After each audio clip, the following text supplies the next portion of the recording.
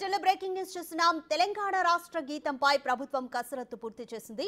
గీతం రూపకల్పనపై కవి అందశ్రీ, సంగీత దర్శకుడు కీరవాణి, ఉప ముఖ్యమంత్రి బట్టి విక్రమార్కతో సీఎం రేవంత్ రెడ్డి సమీక్ష నిర్వహించారు. మొత్తం 13 చరణాలతో ఉన్న అందశ్రీ రాసిన జయ జయ హే తెలంగాణ పాటలోని తొలి 3 చరణాలను 2 నిమిషాల 30 సెకండ్లతో రూపకల్పన చేశారు. ఇప్పటికే జయ జయ హే తెలంగాణ పాటలో కొన్ని మార్పులు చేశారు అందశ్రీ. సంగీత దర్శకుడు కీరవాణి కంపోజింగ్ చేశారు. రాష్ట్ర గీతాన్ని జూన్ 2 తెలంగాణ ఆవిర్భావ దినోత్సవం సందర్భంగా ప్రజల ముందుకు తీసుకురానున్నారు.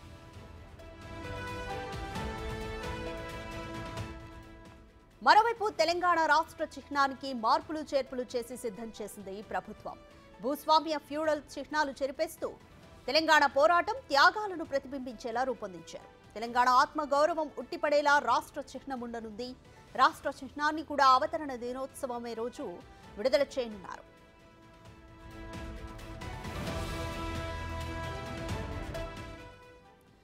మోర్ డీటెయిల్స్ మా deputy bureau chief Sadiq live లో అందిస్తారు.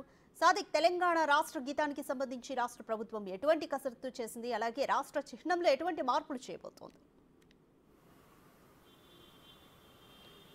రాధిక, తెలంగాణ ఆత్మగౌరవం ప్రతిబింబించేలాగా, తెలంగాణ పోరాటాలను భవిష్యత్ తరాలకు అందించేలాగా తెలంగాణ రాష్ట్ర గీతాన్ని, తెలంగాణ చిహ్నాన్ని రెండింటిపైన కూడా ముఖ్యమంత్రి రేవంత్ రెడ్డి అటు ఎక్స్పర్ట్స్తోనూ అదేవిధంగా పోరాటం చేసినటువంటి ఉద్యమకారులతో కూడా సమీక్షలు, చర్చోపచర్చలు, మేధోమథనం చర్చలు కొనసాగిస్తున్నారు. పూర్తి స్థాయిలో కూడా అందశ్రీ రచించినటువంటి జయ జయ జయ తెలంగాణ జననీ జయ కేతనం ఈ పాటకు సంబంధించినటువంటి మొత్తం 13 చరణాలు ఉంటాయి. అయితే అందులో 3 చరణాలు మాత్రం తీసుకోవాలి. ఒక పల్లవి 3 చరణాలతో కూడినటువంటి రాష్ట్ర గీతంగా రాబోతుంది జూన్ 2వ తారీఖు రోజు. ఇది మొత్తం కూడా 2 నిమిషాల 30 సెకండ్ల పాటు ఉండే విధంగా ప్లాన్ చేశారు. దానికి సంబంధించినటువంటి పూర్తి కసరత్తు, తుది మెరుగులు కూడా దిద్దినట్టుగా మనకు సచివాలయ వర్గాలు అదేవిధంగా ముఖ్యమంత్రి కార్యాలయ వర్గాలు చెప్తా ఉన్నాయి. సో 13 చరణాలు మాత్రం పూర్తి స్థాయిలో కూడా తెలంగాణ రాష్ట్ర గీతంగా ఉన్నప్పటికీ అధికారికంగా మాత్రం రాష్ట్ర గీతంగా మాత్రం ఒక పల్లవి 3 చరణాలు మొత్తం 2 నిమిషాల 30 సెకండ్లు మాత్రం ఉండే విధంగా మాత్రం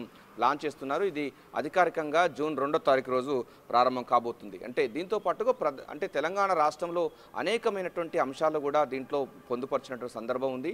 తెలంగాణ ఉద్యమ స్ఫూర్తిని ప్రతిబింబించేలాగా, పోరాట పటిమను, అదేవిధంగా గత సంబంధించిన అస్తిత్వ పోరాటాలకు నిలవైనటువంటి తెలంగాణ అస్తిత్వాన్ని మరోసారి కూడా నిరూపించేందుకు, అదేవిధంగా భవిష్యత్ తరాలకు అందించేలాగా రకంగా అందశ్రీ రచించినటువంటి పాటకు సంగీత దర్శకులు కీరవాణి కూడా స్వరకల్పన చేస్తూ ఉన్నారు. సో దీంతో పాటుగా 5 అమ్మాయిలు అదేవిధంగా 3 అబ్బాయిలతో కూడినటువంటి బృందగానంతో ఈ పాట ఉంటుందంటూ కూడా మనకు ముఖ్యమంత్రి కార్యాలయ వర్గాలు చెప్తున్నాయి. అంతేకాకుండా గతంలో పాడినటువంటి రామకృష్ణ పాడినటువంటి బాణిలోనే ఈ పాట ఉండే అవకాశం ఉన్నట్టుగా తెలుస్తుంది. సో కవి కూడా అందశ్రీ కనుక డెఫినెట్గా ఆయన యొక్క అభిష్టానం మేరకే మొత్తం 13 చరణాలలో కేవలం 3 చరణాలు మాత్రమే తీసుకొని రాష్ట్ర గీతంగా ప్రజల ముందుకు యావత్ తెలంగాణ సమాజం ముందుకు రాబోతుంది. ఇది చాలా కీలకమైన నిర్ణయంగా ఉండబోతుంది. ఎందుకంటే 10 ఏళ్లలో రాష్ట్ర గీతంగా లేకుండా ఉన్నటువంటి పరిస్థితి నుంచి ఇప్పుడు రాష్ట్ర గీతం యావత్ తెలంగాణ తలెత్తుకొని స్వరకల్పన చేసినటువంటి అద్భుతమైన పాట మనకు జూన్ 2 రాష్ట్ర అవతరణ దినోత్సవ సందర్భంగా ఆవిష్కృతం కానుంది. అనేక పోరాటాలు, రథతర్పణాలు, అదేవిధంగా త్యాగాలతో కూడినటువంటి తెలంగాణకు రాష్ట్ర గీతం లేకపోవడం చాలా శోచనీయమని కూడా మేధావులు, కవులు, కళాకారులు, అదేవిధంగా అస్తిత్వ పోరాట మేధావులందరూ కూడా ఆవేదన పడిన సందర్భం ఇక జూన్ 2వ తారీఖు నుంచి వెళ్ళి కూడా అది జరిగిపోనుంది. వారందరికీ కూడా సంతోషం కలగనుంది. అయితే కొంత వివాదాలు ఉన్నప్పటికీ అందశ్రీ మాత్రం తనకున్నటువంటి పూర్తి స్థాయిలో ఉన్నటువంటి అధికారాలు ఉన్నాయి. ఆయనకు అందశ్రీ యొక్క పాటకు ఎవరు స్వరకల్పన చేస్తారని దానిపైన కూడా ఆయన డిసిషన్ తీసుకున్నారని కూడా ముఖ్యమంత్రి చెప్తున్నారు. కనుక డెఫినెట్గా తెలంగాణ సంబంధించినటువంటి ప్రజల బాణితోనే ఈ పాట ఉంటుందనేది ఒకటి. రెండవది, రాష్ట్ర చిహ్నం కూడా రాబోతుంది జూన్ 2వ తారీఖు రోజు. గత సంబంధించినటువంటి ఫ్యూడల్ భావజాలానికి వ్యతిరేకమైనటువంటి పోరాటాలు జరిగినట్టు చరిత్ర తెలంగాణకు ఉంది. చార్మినార్ కానీ అదేవిధంగా కాకతీయ తోరణం ఈ 2 తీసివేసి తెలంగాణ ఉద్యమ స్ఫూర్తి అయినటువంటి గన్ పార్కు సంబంధించినటువంటి అమరవీల స్తూపం, బతుకమ్మ, అదేవిధంగా పాలపిట్టతో పాటుగా ఇతర కొన్ని చిహ్నాలు ఉండే అవకాశం ఉంది.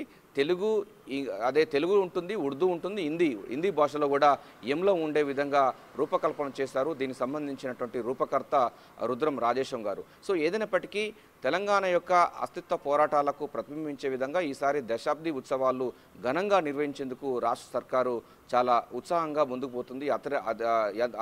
అధికార యంత్రాంగం పూర్తి స్థాయిలో కూడా రాష్ట్ర అవతరణ దినోత్సవాలకు రంగం సిద్ధం చేస్తుంది. రాధిక రైట్ సాదిక్, ఇక ఈ రాష్ట్ర గీతాన్ని రేపు జూన్ 2న జరగబోయే వేడుకల్లో ఏ విధంగా రిలీజ్ చేయాలని కూడా ప్లాన్ చేస్తున్నారు స్పెసిఫిక్గా, అండ్ అలాగే ఇంకా వేరే ఏర్పాట్లు కూడా ఏ విధంగా చేస్తున్నారు? ఎస్ రాధిక, దీంట్లో ప్రధానంగా అందశ్రీ రచించినటువంటి ఈ 3 అంటే మొత్తం 13 చరణాల్లో 3 మాత్రం మనం ఇప్పటిదాకా చెప్పుకున్నాం కదా. 3 చరణాలు, ఒక పల్లవి, ఒక 3 చరణాలు 2 నిమిషాల 30 సెకండ్లో ఉంటుంది. ఇది చాలా గంభీరంగా మొత్తం పరేడ్ గ్రౌండ్స్లో, సికింద్రాబాద్ పరేడ్ గ్రౌండ్స్లో యావత్ తెలంగాణ సమాజం అంతా కూడా పాట పాడుకునే విధంగా ఆ తర్వాత పాఠ్యపుస్తకంలో నిక్షిప్తం కాబోతుంది. ఉదయం పూట పిల్లలు ప్రేయర్లో కూడా ఈ జయ జయ జయ తెలంగాణ జననీ జయ కేతనం ముక్కోటి తెలంగాణ అనే ఈ పాటకు మొత్తం అందరి స్వరకల్పన కూడా చాలా సుందరంగా, చాలా రమణీయంగా ఉండే విధంగా తీర్చిదిద్దడం జరిగింది. అంతే తరాలో దీని పూర్తి స్థాయిలో కూడా పాడేందుకు గాను రంగం సిద్ధం చేశారు. సో పరేడ్ గ్రౌండ్స్లో జరగబోయే కార్యక్రమంలో మొత్తం అందరూ కూడా లేచి నిలబడి ఈ పాట పాడే విధంగా అయితే ప్రభుత్వం అయితే కల్పిస్తున్నారు. ప్రధానంగా జాతీయ గీతం తర్వాత ఈ పాటను పాడాలని కూడా నిర్ణయించినట్టుగా మనకు ముఖ్యమంత్రి కార్యాలయ వర్గాలు చెప్తున్నాయి. సో తెలంగాణ రాష్ట్ర గీతం అన్నది ఆ మనుగడలోకి రాబోతున్న తరుణంలో దానికి సంబంధించినటువంటి పూర్తి ఏర్పాటు చేస్తున్నారు. సో ఒక గ్రాండ్గా దీన్ని సెలబ్రేషన్ చేయాలి, గ్రాండ్గా దీన్ని ప్రజల్లోకి తీసుకువచ్చే లక్ష్యంగా మాత్రం ముఖ్యమంత్రి కార్యాలయం చెప్తున్నారు. ముఖ్యమంత్రి కూడా చాలా పట్టుదలతో ఉన్నారు. ఈ యొక్క రాష్ట్ర గీతాన్ని చాలా హుందాగా, అదేవిధంగా ఉద్యమ స్ఫూర్తిని ప్రతిబింబించేలాగా ఉండేలాగా దీన్ని రాష్ట్ర గీతాన్ని ఆలపించాలి. తద్వారా ప్రజలందరికీ కూడా ఇది తలలో నాలుకలాగా రావాలి అన్నటువంటి విధానంగా తీసుకోబోతున్నాక గ్రాండ్గా దీన్ని రిలీజ్ చేయబోతున్నారు. జూన్ 2వ తారీఖు రోజు సికింద్రాబాద్ పరేడ్ గ్రౌండ్స్లో జరగబోయేటువంటి రాష్ట్ర అవతరణ దినోత్సవాల సందర్భంగా ఈ పాటను, అదేవిధంగా రాష్ట్ర ఎంబ్లం సింబల్ సంబంధించినటువంటి కూడా రాబోతుంది. దాంట్లో మనం ఇప్పటిదాకా చెప్పుకున్నట్టుగా ఇప్పటివరకు తెలుగు అదేవిధంగా ఉర్దూ మాత్రమే ఉంది. ఇప్పుడు హిందీ కూడా భాషను కూడా దాన్ని క్రోడీకరించబోతున్నారు. గత కాలం సంబంధించినటువంటి రాచరిక పునాదులు, రాచరిక చిహ్నాలు చెరిపివేస్తూ ఉద్యమ స్ఫూర్తిని, అదేవిధంగా పోరాట స్ఫూర్తిని ప్రతిబింబించేలాగా ఎంలం ఉండబోతుంది. ఈ 2 కూడా తెలంగాణ రాష్ట్రానికి అత్యంత ప్రతిష్టాత్మకమైనది. అనేక పోరాటాలు, అంటే భూ పోరాటాల నుంచి మొదలు పెడితే మొన్నటి వరకు జరిగినటువంటి తెలంగాణ పోరాటం వరకు అనేక అస్తిత్వ ఉద్యమాలకు నిలవైనటువంటి తెలంగాణ రాష్ట్రంలో 10 సంవత్సరాలు కూడా ఎంలం అన్నది రాచరిక పునాదులతో, రాచరికమైన ముద్రతో ఉన్నది. అదేవిధంగా జయ జయ తెలంగాణ అన్నది పాట ఉద్యమ కాలంలో అందరి మాటల్లో, అందరి పాటల్లో ఉన్నటువంటి మమేకమైన పాట అది కాలగర్భంలో పోయిన సందర్భం ఉంది. దాన్ని అన్ని వెలికి తీసి మళ్ళీ అస్తిత్వ పోరాటాలకు సంబంధించి భవిష్యత్ తరాలకు ఇచ్చే లక్ష్యంగా ముఖ్యమంత్రి రేవంత్ రెడ్డి ఒక పెద్ద కార్యక్రమాన్ని చేపట్టబోతున్నారు. సో దీనికి సంబంధించిన దానిపైన కూడా సర్వత్రా ఉత్కంఠత నెలకొంది, ఉద్వేగంగా ఉంది.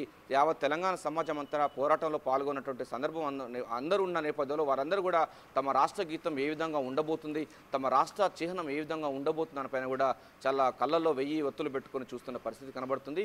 అది జూన్ 2వ తారీఖు రోజు సికింద్రాబాద్ పరేడ్ గ్రౌండ్స్లో జరగబోయేటువంటి రాష్ట్ర అవతరణ దినోత్సవాల్లో ప్రజలందరికీ, తెలంగాణ సమాజం అందరికీ, తెలుగు సమాజం అందరికీ కనుల విందగా, అదేవిధంగా వినసొంపమైనటువంటి పాటతో ప్రజల ముందుకు రాబోతుంది. Radhika, thanks for the update Sadiq.